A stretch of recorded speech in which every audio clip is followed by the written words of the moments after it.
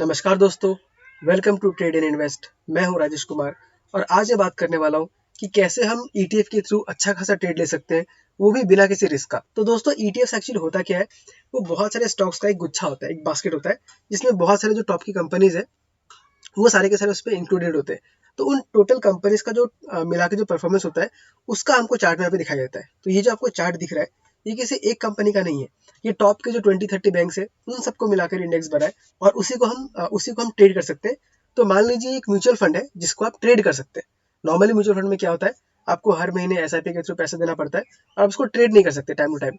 यहाँ पे क्या है, आपको उस म्यूचुअल फंड का ही शेयर में बना के डाल दिया गया है, आप उसमें से 1 यूनिट 2 यूनिट खरीद के बेच भी सकते हैं। तो आज मैं जिस स्ट्रेटेजी के बारे में बात करने वाला हूँ वो है 5% स्ट्रेटेजी। अब देखिए, स्ट्रेटेजी तो बहुत सिंपल सा है, लेकिन इसको अप्लाई करना बहुत ही लोगों को मुश्किल होता है। क्योंकि दोस्तों देखिए, बात क्या होता है, अगर मैं आपको एग्जांपल लेके दिखाऊं, तो अगर आपको वेट लूज करना है तो तरीका बहुत ही सिंपल है। आपको रोज सुबह उठ के रनिंग करना है, थोड़ा बहुत योगा करना है और डाइट को कंट्रोल करना है। तरीका बहुत ही सिंपल है, लेकिन ईजी नहीं है। कितने लोग हैं जो सुबह रोज उठ के दौड़ पाते हैं, रेगुलर एक्सरसाइज कर पाते हैं या डाइट को ठीक से फॉलो कर पाते हैं। तो ट्रेड करना, इन्वेस्ट करना भी बहुत ही सिंपल है, बस उसको फॉलो करना ईजी नहीं है। वो आपको तभी आएगा जब आप अपने माइंड को स्टेबल रखेंगे और आप ज़्यादा लालच नहीं करेंगे। कुछ टाइम लग सकता है, लेकिन आपका प्रॉफिट अच्छा खासा बनता है। इसी स्ट्रेटेजी को मैंने फॉलो किया है और भी अच्छा खासा कैपिटल मेरे पास जमा हो गया। तो ठीक है, आज डिस्कस करते हैं बैंक 20 के बारे में। तो ये बैंकिंग स्टॉक का इंडेक्स है। अब यहाँ पे हम देख सकते हैं, आपको पहले मैं टेक्निकल्स दिखाया था। 2021 में इसने 439 का हाई टच किया था, फिर वहां से नीचे आया। नीचे आके इसका टारगेट हिट हुआ 333 के आसपास, आप देख सकते हैं यहाँ पे। फिर ये यहाँ पे गया और अगेन जो 2018 का जो लेवल था 449, वहीं पे आके फिर से रेजिस्टेंस फेस किया और वापस ये नीचे आ गया।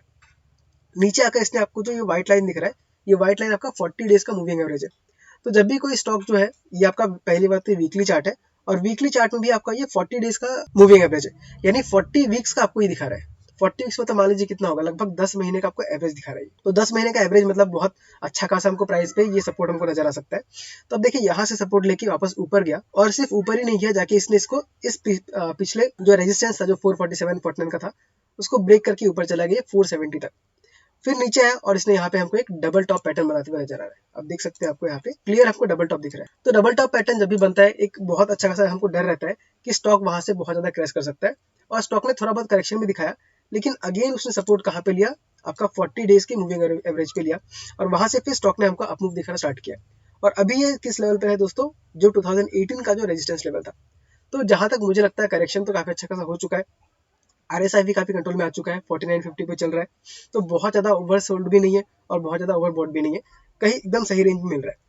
और अगर हम टॉप से करेक्शन देखें तो कितने प्राइस हमको मिल रहा है, एग्जैक्टली हमें भी 5.54%, आप मोटा मोटा 5% मान लीजिए। तो 5% का जो स्ट्रेटेजी वो क्या है, जब भी कोई भी ईटीएफ, ध्यान रखिए ईटीएफ मतलब सिर्फ बैंक 20, निफ्टी 20 और अगर आप चाहते तो आईटी 20 भी पकड़ सकते हैं।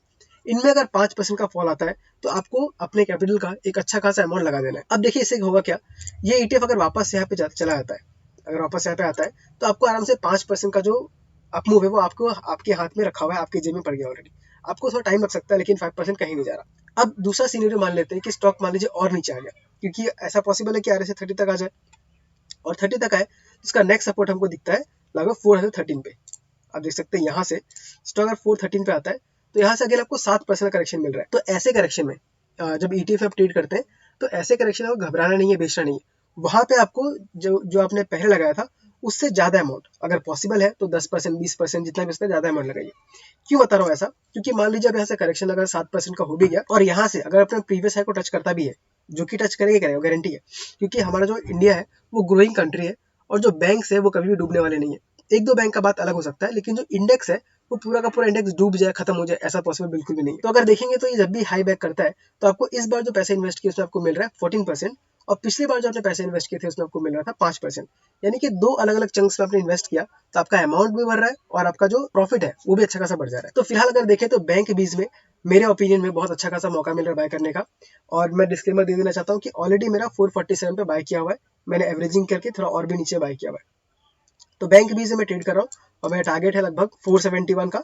वहां पे आएगा तो मैं सिर्फ अपना प्रॉफिट बुक कर लूंगा और बाकी जो कैपिटल है वो छोड़ दूंगा, क्योंकि अगर मान लीजिए स्टॉक उसके भी ऊपर जाता है तो वो प्रॉफिट भी मेरे पास आ सकता है। तो ये तो मैंने बात कर लिया बैंक 20 के ऊपर। अब एक और ईटीएफ है जिसके ऊपर मैं बहुत क्लोजली ट्रैक कर रहा हूँ, वो है इंफ्रा 20। आप देख सकते हैं 2021 में लॉन्च हुआ था और वहां से इस ETF ने काफी अच्छा खासा वो ग्रोथ दिखाया। आप देख सकते हैं लगभग 75% का रिटर्न मिल रहा है, जो काफी अच्छा है। इंडेक्स अगर आपका 2-3 साल में 75% का रिटर्न दे दे तो बहुत ही अच्छा होता है। लगभग आपका डबल हो चुका है।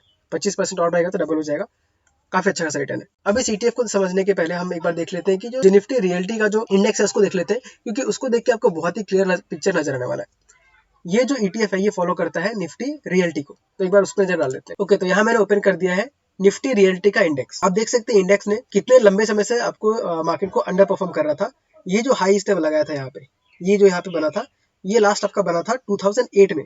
और आपको पता होगा, अगर आप थोड़ा सा भी स्टॉक मार्केट में रुचि रखते हैं, तो 2008 में बहुत बड़ा क्रैश आया था। आप देख सकते हैं कि मैं हाई से देखूं 90% करेक्शन को मिला रियल्टी सेक्टर में, जो कि बहुत हैवी करेक्शन था। और उसके बाद वहां से आप देख सकते हैं कि लगभग 2024, मतलब मान लीजिए 15-16 साल हो गए, उस समय तक ये जो निफ्टी रियल्टी था वो वहीं पे कॉन्सोलिडेट करते रहा, कहीं पे भी नहीं है, वहीं पे मूव करते रहा। लेकिन अब हमको दिख रहा है कि क्लियरली एक राउंडिंग बॉटम पैटर्न बन रहा है। कौन सा पैटर्न बन रहा है? Rounding bottom. आप देख सकते हैं, अगर मैं यहाँ से भी देखना स्टार्ट करूँ तो यहाँ से स्टॉक ऐसा आया, ऐसा है और ऐसा मूव कर गया। क्लियरली एक राउंडिंग बॉटम पैटर्न बन रहा है। और राउंडिंग बॉटम जो बनता है उसको बनने में बहुत टाइम लग सकता है। आप क्लियरली देख सकते हैं इसको बनने में लगभग 16 साल लगा है। अब यहाँ पे हमको दिख रहा है कि बहुत ही इंपॉर्टेंट लेवल पे है। ये आपका जो फिलहाल का जो लेवल है 700 के आसपास चल रहा है। तो ये लेवल को ब्रेक करता है तो यहाँ पे हमको एक क्लियर ब्रेकआउट नजर आएगा। और इसको ब्रेकआउट देने के बाद चांसेस बहुत ज्यादा है कि निफ्टी रियल्टी, जो हम लोग का इंडिया का जो रियल एस्टेट है, वो काफी आगे बढ़ने स्टार्ट कर जाए। तो इसको मैं जरा जूम करके दिखाता हूँ पास से आपको। आप इन कैंडल्स को देखिए, इतने बड़े बड़े कैंडल्स बने हुए, और उसका क्लियरली पहला वीक, दूसरा वीक, तीसरा वीक, चौथा वीक, 4 वीक से कंटिन्यूसली निफ्टी रियल्टी जो है बढ़ रहा है। अब यहाँ पे थोड़ा बहुत कंसोलिडेशन हो सकता है, क्योंकि ये एक मेजर रेजिस्टेंस है। अगर इसको ब्रेक कर देता है, आप देख सकते हैं ये एक मेजर रेजिस्टेंस है। पहली बार यहाँ पे सपोर्ट था, फिर ये सपोर्ट को टच करके बहुत ऊपर गया, फिर वहां पे आके जब ये सपोर्ट को ब्रेक किया तो काफी नीचे गया, और उसके बाद अगेन ये इसी रेजिस्टेंस के आसपास घूम रहा है। तो इसको अगर यहाँ पे कॉन्सोलिडेट करके अगर ये ब्रेक कर देता है तो बहुत अच्छा खासा प्रॉफिट हमको मिल सकता है। तो देखते हैं कि हमको इंडेक्स में कितना रिटर्न मिल सकता है। तो पहला जो इसका टारगेट है, हम मान के चलते हैं कि ये प्रीवियस हाई को ही टच कर लेगा, 964। तो यहाँ से अगर 964 को भी टच करता है तो लगभग हमको 30% का रिटर्न मिल रहा है। अभी 30% रिटर्न बहुत ही बड़े रिटर्न है। तो अब इसमें अगर मुझे इन्वेस्ट करना है तो मैं कैसे कर सकता हूँ? या तो मैं किसी रियल एस्टेट कंपनी में इन्वेस्ट कर सकता हूँ, जिसके ऊपर मैंने वीडियो ऑलरेडी बनाया है। DLF और ओबेरो रियल्टी, दोनों ही स्टॉक ने काफी अच्छा खासा परफॉर्मेंस दिया है। आप जाके चेक कर सकते हो इस वीडियो को। लेकिन आज मैं बात कर रहा हूँ कि ETF के थ्रू कैसे कर सकते हैं, क्योंकि ETF में क्या होता है, कंपेरेटिवली रिस्क बहुत कम होता है। और क्योंकि निफ्टी रियल्टी अभी उठना शुरू किया ही है, तो हमको ETF में भी काफी अच्छा खासा जंप मिल सकता है। इसका टारगेट अगर मैं देखना चाहूँ, यहाँ से अगर 30% उठ जाता है तो हमको इसका टारगेट मिल जाता है लगभग 879 रुपीज का टारगेट इंफ्रा 20 में। तो ये दो ETFs के बारे में मुझे बात करना था, बैंक बीज और इंफ्रा बीज। इसमें आप चाहे तो थोड़ा थोड़ा करके इन्वेस्ट कर सकते हैं, लेकिन इन्वेस्ट करने का डिसीजन आपका खुद का होना चाहिए। मैं जो वीडियोस बनाता हूँ वो सिर्फ एजुकेशन पर्पस के लिए होते हैं, या मेरे व्यूज शेयर करने के लिए बनाता हूँ। और अगर आपको ऐसी एजुकेशनल वीडियो चाहिए तो इस वीडियो को लाइक कर दीजिएगा, और हो सके तो चैनल को सब्सक्राइब भी कर दीजिएगा, क्योंकि ऐसे वीडियोज में टाइम टाइम लाते रहता हूँ। और मेरा एम यही है कि रिटेल इन्वेस्टर्स को भले ही ज़्यादा प्रॉफिट ना बने, लेकिन लॉस नहीं होना चाहिए। क्योंकि आप जो मेहनत करके खून पसीना लगा के जो पैसे कमाते हैं, उस पैसे को अगर आप स्टॉक में गवा देंगे तो बहुत ही बेकार चीज़ होता है। हमको ये करना है कि आपने जो पैसे मेहनत से कमाए उसको धीरे धीरे करके इन्वेस्ट करते रहिए, और थोड़ा सा रिटर्न लाते रहिए। आपको पता भी नहीं चलेगा, 4-5 साल में आपका कैपिटल बहुत अच्छा खासा बन जाएगा। बस आपको पेशेंस रखना है और ज़्यादा लालच नहीं करना है। और अगर आपने अभी तक इन्वेस्टिंग स्टार्ट नहीं किया, आपसे देख रहे हैं कि इन्वेस्टिंग कैसे करना चाहिए, तो उसके लिए मैंने जीरोधा का लिंक भी दिया हुआ है। आप वहाँ पे क्लिक करके, जो कि मेरा एफिलिएट लिंक है, आप वहाँ से जीरोधा इंस्टॉल कर सकते हैं। और अगर आपको अकाउंट खोलने में कुछ सहायता चाहिए तो उसका भी हेल्प मैं कर सकता हूँ। बस आप टेलीग्राम में आके मुझे एक मैसेज कर देने से आपको हेल्प कर दूंगा। आज की वीडियो में बस इतना ही। मिलते हैं अगले वीडियो में किसी अगले स्टॉक के साथ। तब तक के लिए tata, bye bye, take care.